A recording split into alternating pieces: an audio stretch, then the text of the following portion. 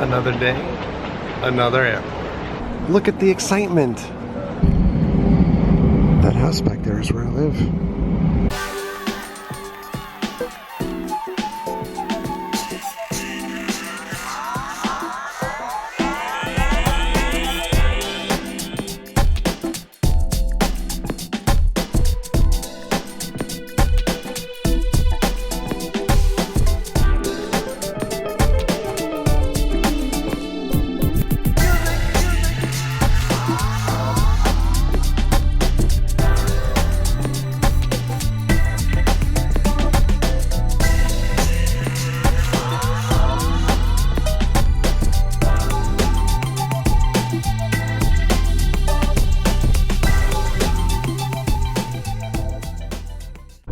First stop.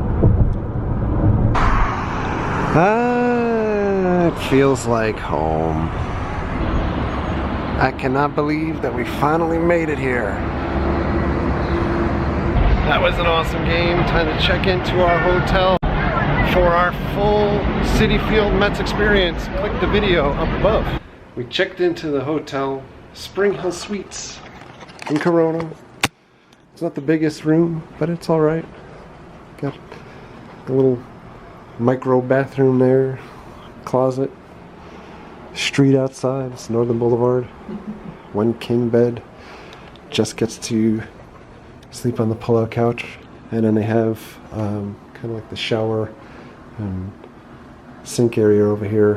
And then if you come around the bend, you have a little fridge, coffee and microwave. The price wasn't bad, and we're close to where we wanted to hit in Queens, as well as the subway to be able to get into the city. We're gonna try to beat the rain, take a tour of Kyle's old neighborhood. It's a mailman that walks up and down the blocks. I haven't seen that in years. I don't think we're gonna win the battle of the weather here today. Outside this window, it's welcome back to Corner Store Bodegas. Don't miss this. Going over the Main Street Bridge. This building right up here, I remember when that was built. My friend Dave and I always looked at that and kind of thought it was like the Atari building because of the way it's shaped. Where one goes in the middle and then off to the left and off to the right. And the big thing to know, when I grew up, Flushing was kind of like a melting pot area, right? So it was mostly Caucasian, African American, Hispanic, Puerto Rican. In the late, I'd say in the early 90s, the Asian community really started to move in, and it was both Korean and Chinese that moved in. We did have folks come to the house with literal bags of cash, just cash in like a brown shopping bag, looking to buy the house well before we ended up selling the house. Over on the left-hand side over here, where just beyond like Prince Street, we had the RKO Keith's movie theater. The RKO Keith's was actually like a production house where you had plays at one point and old school movies. You had a lot of famous film stars and celebrities that performed there. They started destruction on the RKO Keith's years before anybody could try to designate it as a historical landmark. And then through the process, it was kind of like greedy developers jumping in and doing it before they had the okay to do it, just to make sure that they could get their digs in before it ended up getting designated as a landmark. So you can see the facade of the Keith's over here. It's just laid dormant for decades now, unfortunately, and had a beautiful architecture inside. And then it became home to drug dealers and vagrants, etc. But I believe that they're finally doing some type of construction to remove the Keith's at this point. Try to record a little bit from the car before the light goes. That's it. Coming up over here just behind this box truck is a war memorial for those that have fought in some of the early wars. I don't know the details off the top of my head as I'm driving on Northern Boulevard, but you can look it up. I know that I have relatives that are on this memorial. And right over here you can see a sign for Flushing Greens. Actually, it looks like it's just well overrun with weeds at this point. And here's another part of the memorial on the back side. So while it's unfortunate that it's raining outside, I am happy that we're stuck in kind of bumper to bumper traffic to be able to look at everything. So this Asian restaurant, Korean. That's been there for quite a while, but I don't believe that it was named this before in the past.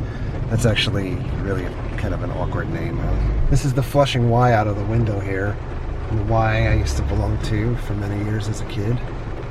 So we've come up on Bound Street. If we make a right on Bound Street off of Main, there's the Bound House. We won't be able to catch that when we go explore Main Street a little bit more, because the Bound House is very historical and has some historical sites. And then coming up on Parsons Boulevard, it's funny, this corner store right on Parsons was an Optimo cigar. Back in the day when you would have, you know, really kind of advertising and promotion of just smoking openly. So as part of Optimo Cigars, they had a really awesome magazine, comic like type shop over here as well. Now it's T-Mobile. Here's another GW. We passed one of these before. It's Great Wall Supermarket. Looks like hybrid Asian American supermarket.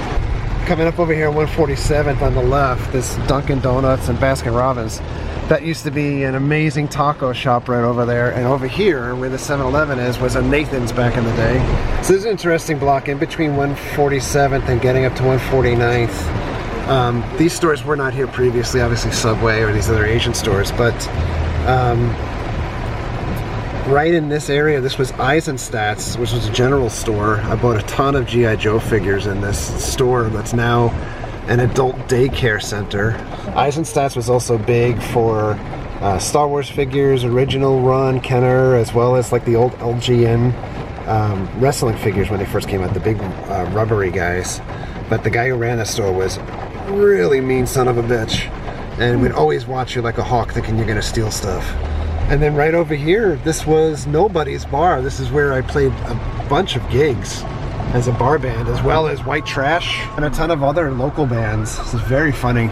I made a detour to come down 149th Street off of Northern Boulevard. So if I go another block in beyond this light, to the left in these condos is where my best friend Dave grew up. So here it is. This is my best friend's condo right there, 3815 149th place, or 149th Street rather. And if you go up this block beyond the light, there was a 7-Eleven. I don't know if it's still there, but that's where Dave and I saw our first person ever get stabbed right in front of us. We were going to pick up Dave's sister at her friend's house like a block up, and a guy walked right behind another guy and stabbed him right in the side. He fell right to the floor. So this is where the 7-Eleven was. Now it's World Pharmacy. And then when we make this left going around here, there was a candy store in the corner. It was Angie's General Store. That's where we used to play the old vector graphic Star Wars game when it came out. Countless quarters. Because the Long Island Railroad station was right here as well. I'm not sure if it's still here. It looks like it's boxed up. But this is it. Now it's just deli grocery. But that was Angie's General Store. And this was the Long Island Railroad station. Oh, it still is. Right over here was Railroad Records, where my aunt's best friend owned that record store. We used to go in there and get treated to be able to get like one record every time that she would watch us. Very cool place. So we're coming back up to Northern Boulevard to keep going north. But look at this building, New York Spa and Sauna. And this is written in like the New Yorker magazine font. By the way, directionally across from where my best friend grew up, my cousins grew up, right in this building. We're going back on Northern. Right there used to be a piano store. We'd pass by all the time. I could never afford to buy a piano.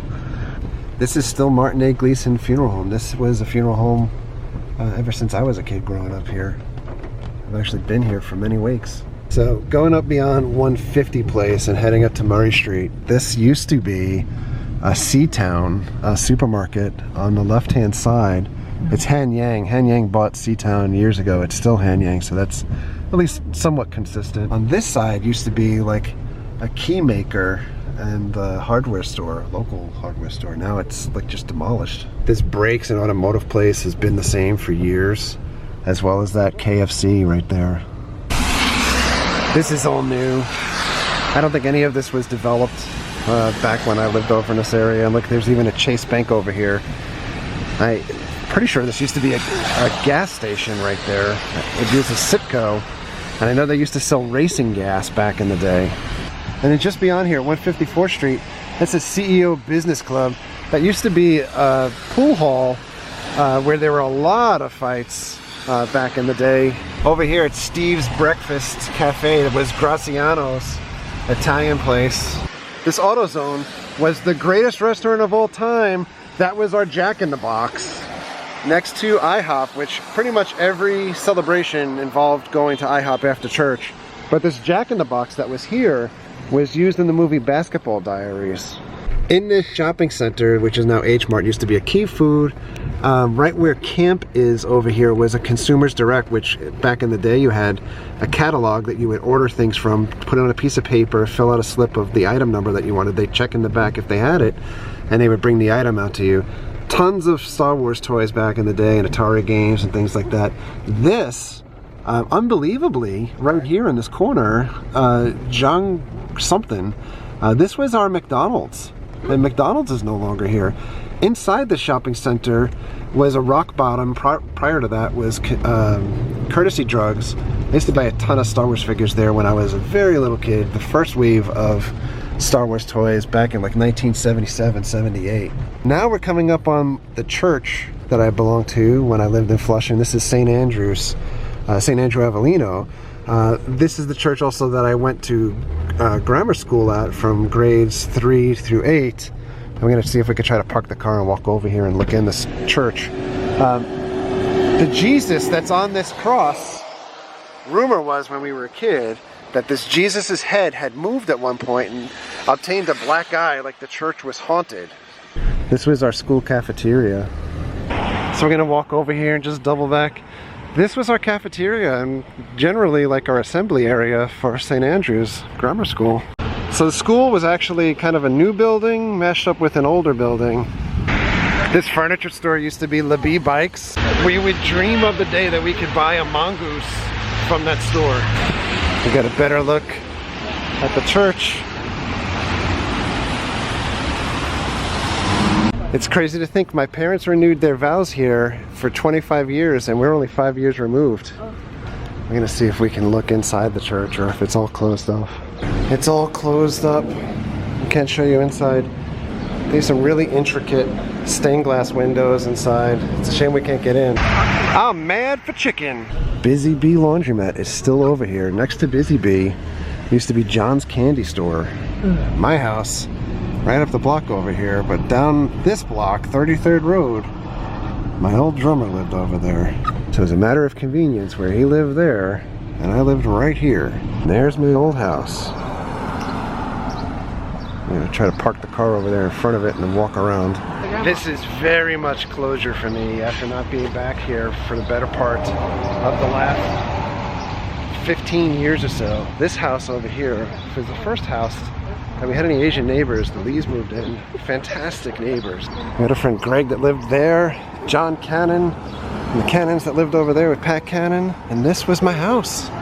These bushes didn't used to be here, but these stairs were definitely here. And we spent many times just riding our bikes as fast as we could down the stairs to try to do Evel Knievel type stunts. And then, this was the house. Where the air conditioner is now was my bedroom. And in later years, I moved up towards the attic where the air conditioner is.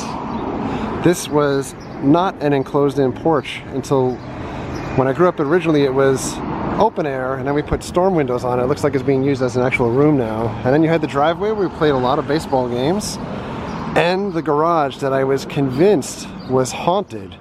We had bushes all on the sides here too, as well as the attic, but the garage had some very interesting times when I was growing up. And there was a patch of grass that ran here, so it was just a very narrow driveway and this front yard. The house that's directly behind my old house were the people that formerly lived in this house, and they moved into that house when my parents bought this place. And our best friends growing up lived in this house, and we shared this alleyway where we sang many of a Beach Boys song or played with toys. And then they have their backyard. The backyards were separated only by a ledge, and we used to just hang out all the time. We moved further down this block. There was an older man that lived in this house that worked for the company Dickies that used to give me all kinds of free Dickies shorts and pants. But if you know Dickies shorts and pants, they're the work pants that literally, they'll cut through your skin, especially the older versions where they just weren't very conducive to wanting to ride your bike. And this house was my friend Eric's house, and his backyard was connected diagonally to my backyard. You can see the brown backyard back there and the deck that's still there. And this house never seemed to fit in, but it's been here. The curb that's right here, where you can jump up, and it's since been covered over in tar, is responsible for a really wicked scar that's underneath my beard right here that cut way in because I flipped over backwards on a bicycle doing a jump. When you come around, I remember when these houses were new and these seemed so monstrous. And then we're gonna walk back down 153rd Street. We go to this house with all of the railings.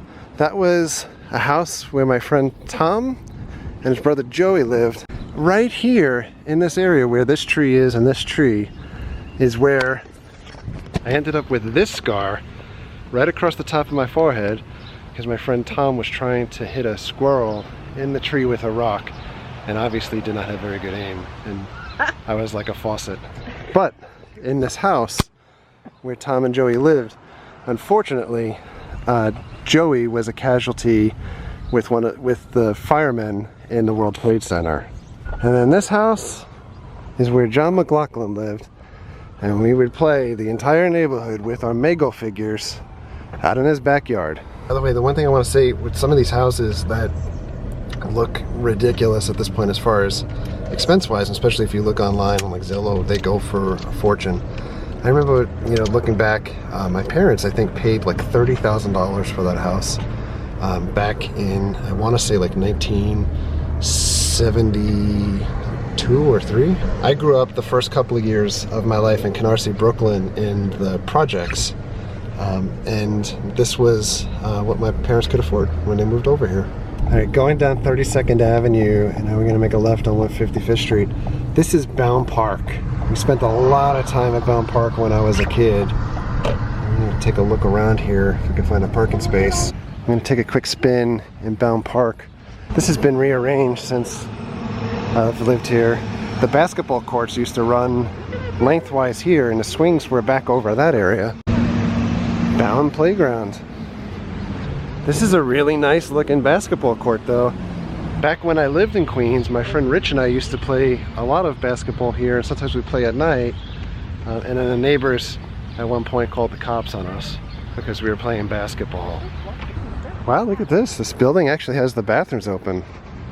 Nice, they have some bocce ball courts over here. It's really weird. It doesn't look like they've cut the grass here much because there's so many weeds and the grass is so high in some areas. I mean, that's one giant weed over there. I spent a lot of time skateboarding in this park, bicycle riding in this park, playing basketball, hanging out on the swing. But I think the most time that I've spent in this park was right in this area, fishing for the world's smallest fish, using old bamboo rods and corn as bait. We didn't have these fountains back in the day. And when it got cold and the pond froze over, we play ice hockey out here as well. Oh my goodness! That is adorable! This is pretty cool. I don't think this was here when I was a kid. Going down Bayside Avenue, and this is 150th Street. This is Memorial Park, and the memorial is actually right there. Do you know what it looks like? And the track and football field are still here. Look reasonably good. Looks nice. And we played a bunch of baseball games here. Well, look, grass just overran the field down there. And this field is left, but it's just dirt. And Memorial Field's basketball and handball courts. So we're in like the Mitchell Linden shopping center over here. This was Key Food, and now it's Good Fortune Supermarket. So over here at On Point Family Center, this was SS Lynn's Rab Hardware. This is where I met one of my best friends for life, Rich, when I worked in this store. In the ultimate slap in the face, this Subway, what? Look at this guy. He's just gonna smash into the other guy. This Subway was one of the best delis, especially for breakfast sandwiches and lunch sandwiches, while we were working at the hardware store or general store, and now it's a Subway. Oh Lord. So we're gonna come down the block over here for PS21. This is where I went for kindergarten, first and second grade. And we used to run a lot of full court basketball right here. And then in this part of the schoolyard, we play a lot of stickball. So you'd wanna, your goal obviously was to try to roof the ball all the time. So this was my ex-girlfriend Christine's house. She lived with her grandmother, and they sold it to a schoolmate of mine from St. Andrews, Danny Halloran, that since went on to be an elected official in New York, and then he got busted for corruption for taking bribes, and now apparently this has moved on to becoming a giant house. It looked nothing like this in the past. It was a ranch style house. So we're coming up 29th Avenue. This was Bayside Avenue, you know, it just changes as you go up. And Marino's is still here, local Italian supermarket. And now coming up on Holy Cross High School. This is where I went to high school. This was an all-boys high school. I believe now it's co-ed. But here you go. Home of the Knights. Holy Cross is really known for their sports program. You can see people out here fetching some baseballs. Baseball, football, track, you name it. Soccer. So bordering Holy Cross High School, the street where all these cars are going up this way and go that way, we're gonna make a turn onto that. It's Francis Lewis Boulevard, which, along with 86th Street in Brooklyn, are probably the two most notorious streets for cruising. Yeah. During the summertime especially. So you get your cars all pimped out, you need them, you gotta have them And crystal squeaky clean. The big reference in 86th Street, you would drive under the L, which is the elevated train. So Francis Boulevard, as well as 20th Avenue and College Point going into Whitestone, was the inspiration for Fast and Furious, the first movie, where it had all the racing taking place. This is where we'd go cruising. Trying to pick up chicks. She says trying. And so, passing Carvel, we can get a cookie puss over here. Oh my God, Fudgy the Whale is in the window. And this is Francis Lewis Boulevard, aka Franny Lou. I had a friend that I work with at SS Lens, the store that we passed by earlier, that put together a movie recently that was in the theaters, and now I believe is on iTunes or Netflix. But initially it was all geared around the fact of cruising on Francis Boulevard. We're gonna get dinner at one of my old favorite places, Gyro Corner. This is the menu. I'm going gyro plate. We can call it Euro plate. I call it gyro. I have a little Greek salad, some pitas, tzatziki sauce. Mary got a shish kebab platter. This is my gyro platter. Ooh. Look at this. Oh my God. What'd you guys think of Gyro Corner? Oh, amazing. Listen to a little Anthrax. Actually, they're covering SOD in this song, but it's appropriate because Scott got married to his wife prior to Pearl. Right down this way, it was big happenings because James Hetfield was in town. We're heading up into Bayside. Gonna check out Bay Terrace. Holy cow, look at that pothole. Are you kidding me? Wow, look at all these flags. This is the most patriotic shopping center I've ever seen. Applebee, this used to be a movie theater right here. And over here where Yankee Candle is, used to be Peter Pan Arcade. The whole aesthetic of the shopping center has changed. I think this used to be A&P. Now it's Stop and Shop. We're in Bayside Queens. We're coming up on the block where Raw used to be. I always think of Raw or Avanti as kind of like a B-level metal club. Avanti was the disco version. Raw was the metal version. We had a lot of celebrities come through after their concerts, either at like Nassau or Madison Square Garden, etc. It's where I first met Ace Frehley. And here it is. Allergy and asthma. Oh my goodness. Ace Frehley was so loaded at Raw one night that he couldn't move from the bar, and they took a hand truck, slid it under him, leaned it back so he could lean back, and they whisked him away out of the crowd. Anyway, Bell Boulevard, I mean, it doesn't look like it's changed all that much. Let's look at the 7-Eleven here. I mean, there's new places, but it all kind of looks the same. And the Bayside stop of the Long Island Railroad, where we passed by the other stop earlier at Angie's General Store, is actually right here. Look at this guy. Coming up here on Bell Boulevard is probably the greatest landmark of Bell Boulevard. And here it is, White Castle. This pool hall's been here for a while. There was a recording studio up the block that we used to go to jam and record demo ideas, and then go over to this place and hang out afterwards. Bayside Diner is still here. This is where my next door neighbor used to work. Traditional diner fare. Coming up on the left is a really good pizza / gyro place that you used to be able to go to after you went out clubbing for the night. Or cruising the boulevard, because that's where Northern Boulevard intersects with Francis Lewis. So here it is. Fontana's famous pizza. There's the Gyro World. A whole new world. Right behind these cars with that blinky light for some reason was the first Taco Bell that we had in Queens. And if you went out to the clubs or you did anything on Bell Boulevard and you came over here afterwards, you were in for a surprise, because there were always cops parked in there waiting for you, because they knew that you needed food after going out all night. Pizza Garden on the corner over here. Excellent pizza. Not the best pizza in Queens, but excellent pizza. Right where that Sando is, where it's like Sando, is where People's Music used to be. That was the music store that I used to go and hang out in. Bought my first electric guitar in that store, and I think we bought a couple acoustic guitars there as well. And next to it, in this building that has no English writing whatsoever, used to be Cookie King. Homemade like cookies or fresh baked cookies and candies. Amazing place.